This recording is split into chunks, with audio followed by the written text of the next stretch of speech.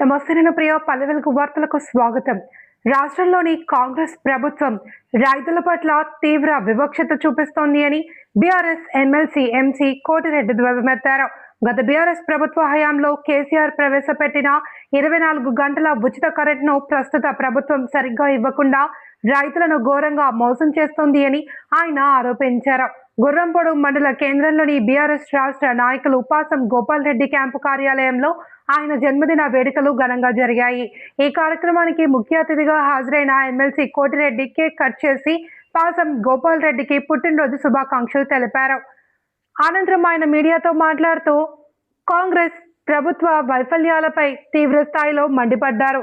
రాష్ట్రంలో వడ్ల కొనుగోలు ప్రక్రియ అస్తవ్యస్తంగా మారింది అని, తూకంలో ఇష్టారాజ్యంగా కోతలు విధిస్తూ రైతుల శ్రమను దోచుకుంటున్నారు అని ఆగ్రహం వ్యక్తం చేశారు. అన్నదాతలకు అండగా ఉండాల్సిన ప్రభుత్వం వారిని నిలువున ముంచుతోంది అని విమర్శించారు. ఈ కార్యక్రమంలో స్థానిక బీఆర్ఎస్ నాయకులు, కార్యకర్తలు పెద్ద సంఖ్యలో పాల్గొన్నారు. మీడియా మిత్రులకు నమస్కారం. మనందరికీ తెలుసు, రాష్ట్రంలో కాంగ్రెస్ ప్రభుత్వం ఏర్పాటై 2.5 సంవత్సరాలు దాటింది. అయినప్పటికీ ఎన్నికల ముందు పిసిసి అధ్యక్షుని హోదాలో 2023 ఎన్నికలకు సంబంధించి కాంగ్రెస్ పార్టీ మేనిఫెస్టోలో పెట్టినటువంటి హామీల విషయం అయితేంది 80-90% ఏ ఒక్కటి కూడా అమలు కానటువంటి పరిస్థితులు రాష్ట్రంలో నెలకొన్నాయి. మనందరూ తెలుసు, 2014 ముందు తెలంగాణ ప్రాంతం ప్రత్యేక రాష్ట్రం ఏర్పాటు కాకముందు రాష్ట్రంలో వ్యవసాయ రంగం, రైతాంగం పరిస్థితి ఎంత దయనీయంగా ఉందో మనకు తెలియనటువంటిది కాదు. కానీ రాష్ట్రాన్ని సాధించుకున్న తర్వాత గౌరవ మాజీ ముఖ్యమంత్రి, తెలంగాణ తొలి ముఖ్యమంత్రి వర్యులు కేసీఆర్ గారు అధికారాన్ని చేపట్టిన తర్వాత తెలంగాణ ప్రాంతమే ఒక వ్యవసాయాధార ప్రాంతం. 175% వ్యవసాయం ఉంటారు. ఏదైనా వ్యవసాయ రంగాన్ని తీర్చిదిద్దితే 75% తెలంగాణ ప్రాంతానికి ఉన్నటువంటి సమస్యలను పరిష్కరించిన ప్రభుత్వం అవుతుందని చెప్పి భావించి వ్యవసాయ రంగాన్ని బలోపేతం చేసే దిశగా తను అడుగులు వేసినాడు.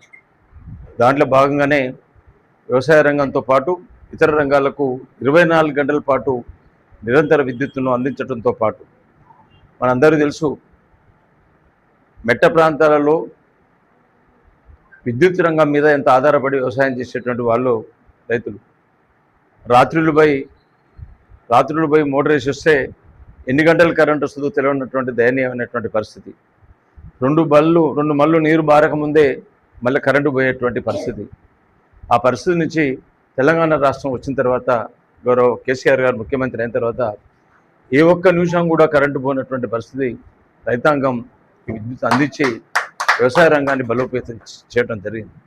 అదొక్కటే కాదు, భూగర్భ జలాలను పెంచాలనేటువంటి ఒక సంకల్పంతో మిషన్ కాకతీయ పేరుతోటి ఏ గ్రామానికి ఆ గ్రామం ఉన్నటువంటి చెర్లను, కుంటల్ని సిల్ట్ తీసి భూగర్భ జలాలు పెంచేటువంటి విధంగా ఏర్పాటు చేసినటువంటి కేసీఆర్ గారి పాలన, పెండింగ్ ప్రాజెక్టులను ఎంత ఖర్చైనా వ్యవసాయ రంగాన్ని బలోపేతం చేయాలి, రైతులు బాగుపడాలనేటువంటి ఒక సంకల్పంతో పెండింగ్ ప్రాజెక్టులను పూర్తి చేసి లక్షలాది ఎకరాలకు నీరు అందించినటువంటి తీరు.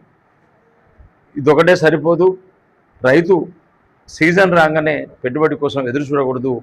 వ్యవసాయ రంగం మీదనే, వ్యవసాయ పని మీదనే నిమగ్నం కావాలంటే పెట్టుబడి అందిస్తేనే రైతు ఫ్రీగా ఉండి తన వ్యవసాయాన్ని తాను చేసుకోగలుగుతున్నటువంటి ఉద్దేశంతో ఆర్థిక ప్రయాసం ఉన్నప్పటికీ, ఆర్థిక ఇబ్బందులు ఉన్నప్పటికీ అన్నింటినీ చదువుకొని వ్యవసాయ రంగాన్ని కాపాడాలనే ఉద్దేశంతో ఒక ఎకరానికి, ఒక కారుకు 5,000 రూపాయలు చొప్పున సంవత్సరానికి 10,000 రూపాయలు అందించి రైతాంగాన్ని ఆదుకున్నటువంటి పరిస్థితి.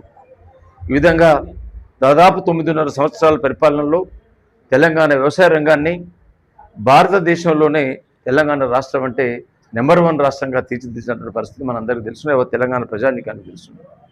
అదేవిధంగా ధాన్య ఉత్పత్తిలో ఎక్కడో ఉన్నటువంటి తెలంగాణ రాష్ట్రం దేశంలోనే వరిధాన్య ఉత్పత్తిలో నెంబర్ 1 రాష్ట్రంగా ఎదిగిన తీరు కేసీఆర్ గారి ముందు చూపు, కేసీఆర్ గారి ఆలోచనలు, కేసీఆర్ గారు తీసుకున్నటువంటి నిర్ణయాలు దాన్ని రైతాంగం సద్వినియోగం చేసుకున్నటువంటి తీరని చెప్పడానికి మనం ఈరోజు సంతోషపడాల్సినటువంటి సందర్భం. కానీ ఒకవైపు వ్యవసాయ రంగాన్ని తీర్చిదిద్ది ఇంకొక అభివృద్ధి సంక్షేమంలో దేశానికి ఆదర్శంగా తెలంగాణ రాష్ట్రాన్ని ముందుకు నడిపిస్తున్నటువంటి క్రమంలో 2023లో సాధారణ ఎన్నికలు వచ్చినాయి. కానీ ఆ రోజు ప్రతిపక్ష పార్టీగా ఉన్నటువంటి కాంగ్రెస్ పార్టీ అధికారమే లక్ష్యంగా ఎటు కను చూసినా వాళ్ళకి అధికారం దగ్గరలో లేదు, ఆచరణ సాధ్యంగా అన్నటువంటి హామీలు ఇచ్చి మాయమాటలు చెప్పి ఏది మేము అధికారంలోకి వస్తామా ఏదో అందామని చెప్పి అడవులు హామీలు ఇచ్చి ఆ హామీలను ప్రజలు కేసీఆర్ గారు చేసినారు కాబట్టి అందించారు కాబట్టి ఈ ప్రభుత్వం కూడా వస్తే చేస్తుంది అనేటువంటి ఒక భ్రమలో అధికారాన్ని కట్టబెట్టినారు. ఏమైంది? ఎన్నికల్లో వాళ్ళు ఇచ్చినటువంటి హామీలు ఏమి? నేను అధికారంలో రాగానే కేసీఆర్ గారి ప్రభుత్వం 2 పంటలకే ఇస్తున్నారు రైతు భరోసా, రైతు బంధు, అది కూడా 5,000 రూపాయలు ఏములో సరిపోతాయి. నేను వస్తే 3 కార్లకు రైతు బంధు ఇస్తా, 7,500 రూపాయలు ఇస్తా అన్నాడు. 2.5 సంవత్సరాలు అయింది. ఎన్ని పంటలకు ఇచ్చినావు నువ్వు? 4 కార్లకు ఎగ్గొట్టినాడు. సిగ్గుపడాలి. సంబరాలు చేసుకుంటున్నాడు. కేసీఆర్ గారు నిర్ణయం తీసుకుంటే 2 రోజులల్లో రైతాంగాన్ని మొత్తం రైతు బంధు పంచినటువంటి సందర్భం. వాళ్ళు పండుగలు చేసుకోలే, సంబరాలు చేసుకోలే. నువ్వు ఎకరానికి రైతు బంధు ఇచ్చి ఎకరానికి రైతు భరోసా ఇచ్చి సంబరాలు చేసుకోవడం అంటే సిగ్గుపడాల్సినటువంటి విషయం. సిగ్గుపడాల్సినటువంటి ప్రభుత్వం. రైతులు సంతోషంగా లేరనేటువంటి విషయాన్ని ఈ సందర్భంగా మీకు తెలియజేస్తున్నాం.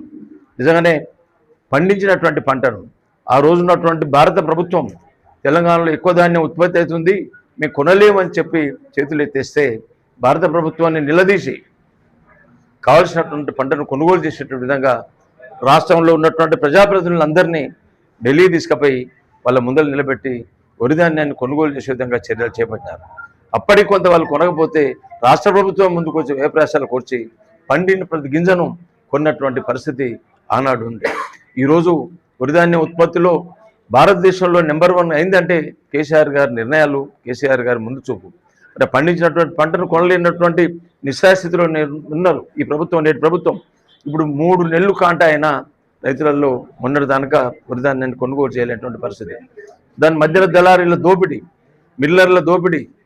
మిల్లర్లు ప్రభుత్వం చెప్తున్నటువంటి ధర ఓ విధంగా ఉంది, రైతాంగానికి చేరేటువంటి ధర. దీంట్లో మళ్ళీ కోతలు 5 కిలోలు, 1 క్వింటాల్కు 5-6 కిలోల కోతలు. ఏంది అనంటే 25 రోజులు ఒక రైతు కొనుగోలు కేంద్రాల్లో నిరీక్షించిన ధాన్యం కొన్నటువంటి పరిస్థితి. ఇక్కడ తరుగుని తీసి మళ్ళీ మిల్లులకు తరలించిన తర్వాత అక్కడ మళ్ళీ తరుగు పేరుతో మళ్ళీ తీసినటువంటి పరిస్థితి. ఈ విధంగా రైతాంగానికి తీరని అన్యాయం చేస్తున్నటువంటి ఈ ప్రభుత్వాన్ని తెలంగాణ రైతాంగం, తెలంగాణ సమాజం క్షమించేటువంటి పరిస్థితుల్లో లేరనేటువంటి విషయాన్ని ఈ ద్వారా తెలియజేస్తూ, సంక్షేమ రంగంలో నిజంగానే ఆనాడు 200 రూపాయలు ఉన్నటువంటి పెన్షన్ని 2,000 రూపాయలకు పెంచి 2,000 రూపాయలు ప్రతి ఊరికి అందించినటువంటి ఘనత ఆనాడు కేసీఆర్ గారి ప్రభుత్వం. కానీ ఈ కాంగ్రెస్ పార్టీ ఎన్నికల ముందు నేను వస్తే 2,000 రూపాయలు ఎందుకు సరిపోతాయి, నేను వస్తే 4,000 రూపాయలు పెన్షన్ ఇస్తా అని చెప్పి మాట ఇచ్చి ఈ రోజు వరకు కూడా దాని గురించి ఆలోచించేటువంటి పరిస్థితిలో ప్రభుత్వం లేదు కదా. ఎప్పటి వరకు ఇస్తామని చెప్పేటువంటి పరిస్థితులు కూడా ఈ పాలకులు, ఈ ప్రభుత్వం లేరనేటువంటి విషయాన్ని తెలంగాణ సమాజం గుర్తిస్తుంది అని చెప్పాలి. అదేవిధంగా వికలాంగులకు 4,000 రూపాయలు అందించినటువంటి పరిస్థితిని ఆనాడు కేసీఆర్ గారి పరిపాలన చూసినాం. కానీ నేను వస్తే 6,000 రూపాయలు ఇస్తా అని చెప్పి కూడా దాని గురించి మాట్లాడేటువంటి పరిస్థితుల్ని ఈ ప్రభుత్వం, ఈ పాలకులు లేరనేటువంటి విషయం తెలంగాణ సమాజం గమనిస్తూ ఉంది, గుర్తిస్తూ ఉంది. నిజంగానే ఆ రోజు విద్యారంగంలో తెలంగాణ ప్రభుత్వం, కేసీఆర్ గారు తీసుకున్నటువంటి నిర్ణయం, విద్య అనేటువంటిది సమాజ అభివృద్ధికి దోహదపడుతుంది. విద్య కనుక మనం అందరికీ అందించగలిగితే రాష్ట్రం అభివృద్ధి చెందుతుంది, అన్ని కుటుంబాలు అభివృద్ధి చెందుతాయని చెప్పి ఏ రాష్ట్రంలో లేనటువంటి విధంగా భారతదేశంలో ఒక తెలంగాణ రాష్ట్రంలో వేలాది గురుకులాలు స్థాపించి నాణ్యమైనటువంటి విద్య అందించి విద్యారంగాన్ని బలోపేతం చేసినటువంటి పరిస్థితి ఆనాడు ఉంటే ఈరోజు వాటిని మెయింటైన్ చేయలేనటువంటి నిస్సహాయ స్థితిలో ఈ ప్రభుత్వం ఉంది అనేటువంటిది తెలంగాణ సమాజం గుర్తిస్తుంది అని చెప్పి మీ ద్వారా తెలియజేస్తున్నాం. నిజంగానే ఆనాడు ఒక ఆడపిల్ల పెళ్లి చేయాలంటే నిరుపేద కుటుంబాల్లో దయనీయమైనటువంటి పరిస్థితి. ఉన్న ఎకరం అరెకరం అమ్మి పెళ్లిళ్ళు చేసుకోవాల్సినటువంటి పరిస్థితి. అటువంటి పరిస్థితి నేను చూడకూడదు. తెలంగాణ రాష్ట్ర అధినేతగా భూములమ్మి పెళ్లిళ్ళు చేసేటువంటి పరిస్థితి ఉండకూడదు. నేను ప్రభుత్వ అధినేతగా నా వంతుగా నేను సహాయం చేయాలని చెప్పి 1,116 రూపాయలు అందించినటువంటి ఆనాటి ప్రభుత్వం.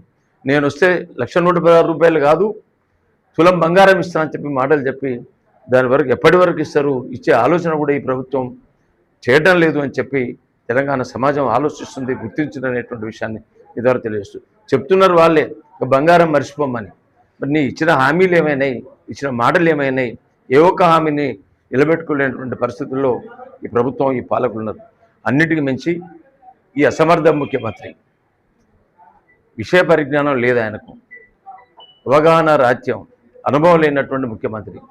ఆయన ఒక వేదిక మీదకి వస్తే ఏం మాట్లాడాలనో, ఆయన ఉపయోగించేటువంటి భాష ఏందో, పరిపాలన అనుభవం ఎక్కడ కూడా ఆయన మాటలలో కించిత్ కూడా కనపడినటువంటి పరిస్థితి. ఏది లేనోనికి ఏదైనా నోటికి ఏది వస్తే అది మాట్లాడతారు. ఆ తీరు ఉంది ఈ ముఖ్యమంత్రి పరిస్థితి. మంత్రులకు కూడా వాళ్ళకున్నటువంటి అనుభవం, వాళ్ళకున్నటువంటి శాఖల మీద ఉన్నటువంటి పట్టు, శాఖల మీద ఉన్నటువంటి విషయ పరిజ్ఞానం ఈ రాష్ట్రాన్ని పరిపాలించడానికి సరిపోవటం లేదనేటువంటి విషయాన్ని మీ ద్వారా తెలియజేస్తూ, అన్ని రంగాల్లో నిర్వీర్యమైంది ప్రభుత్వం. తెలంగాణ ప్రజలు చాలా చైతన్యవంతమైనటువంటి ప్రజలు ఎన్నికల కోసం ఎదురు చూస్తున్నారు. ఎప్పుడు ఎన్నికలు వచ్చినా కాంగ్రెస్ పార్టీకి, కాంగ్రెస్ ప్రభుత్వానికి, ఈ ముఖ్యమంత్రిని గద్దె దింపడానికి కంకణబద్దులై ఉన్నారు. కావాల్సింది ఎన్నికలు ఎప్పుడు వస్తాయని చెప్పి ఎదురు చూస్తున్నారనేటువంటి విషయాన్ని మీకు తెలియజేస్తూ, ఇంకా 2.5 సంవత్సరాలు ఉంది. ఇప్పటికైనా మీరు ఇచ్చినటువంటి హామీలను నెరవేర్చే దిశగా, మీరు ఎన్నికల మేనిఫెస్టోలో పెట్టినటువంటి హామీలను అమలు చేసే విధంగా ఈ ప్రయత్నం ఉంటే బాగుంటుందని చెప్పి డిమాండ్ చేస్తూ, ఒకసారి తెలంగాణ వ్యవసాయ రంగాన్ని, ఈ నాగార్జున సాగర్ ప్రాజెక్టు విషయానికి వస్తే, రాష్ట్రంలో అధికారంలో ఉన్నటువంటి ముఖ్యమంత్రి కానీ, నీటిపారుదల శాఖ మంత్రి కానీ, ఈ సాగర్ ప్రాజెక్టు ఏ జిల్లాలో అయితే ఉందో ఈ జిల్లా మంత్రి కానీ, నాగార్జున సాగర్ జలాలు, కృష్ణా జిల్లాల్లో తెలంగాణకు రావాల్సిన నికర జలాలు ఎన్ని మనం వాడుకోవడానికి ఉన్నది, ఆంధ్ర ప్రాంత ప్రజానికానికి ఎంత వాడుకోవడానికి ఉందనేటువంటి విషయం మొన్నటి వరకు కూడా వాళ్ళకు తెలియదు. మన వాటా ఏందో, వాళ్ళ వాటా ఏందో తెలియదు. ఆంధ్ర పాలకులు ఇలా మభ్యపెట్టి నీళ్లను దోసుకుంటుంటే, చివరికి కేంద్ర జలవనరుల సంఘం KRMB, Krishna river management board notice ఇచ్చేంత వరకు కూడా మన నీళ్లను వాళ్ళు వాడుకుంటున్న సంగతి తెలియనటువంటి అవివేకులు ప్రభుత్వంలో ఉన్నటువంటి పాలకులు. కానీ తర్వాత ఇప్పుడేదో నీళ్ళన్నీ అయిపోయినాక నిజంగానే మన నీళ్లు వాళ్ళని అక్రమంగా దోపిడీని కనుక మనం నివారించగలిగితే ఇలా సాగర్ ప్రాజెక్టు పరిస్థితి ఆ విధంగా ఉండే కాదు. నీళ్ళు ఎండిపోయినాయి, వర్షాలు పడితే తప్ప నీళ్ళు ఇవ్వలేనటువంటి నిస్సాయస్థితిలో ఈ ప్రభుత్వం ఉంది. కానీ వాళ్ళ జలదోపిడీని కనుక మనం నివారిస్తే ఇప్పుడు మనం ఇంకో పంటకు నీళ్లు వాడుకునేటువంటి అవకాశం ఉండే ఈ అసమర్థ ప్రభుత్వాన్ని, పాలకుల తీరును తెలంగాణ సమాజం, తెలంగాణ రైతాంగం గుర్తించింది. ఎన్నికల కోసం ఎదురు చూస్తున్నటువంటి విషయాన్ని మీ ద్వారా తెలియజేస్తూ సెలవు తీసుకుంటున్నాను.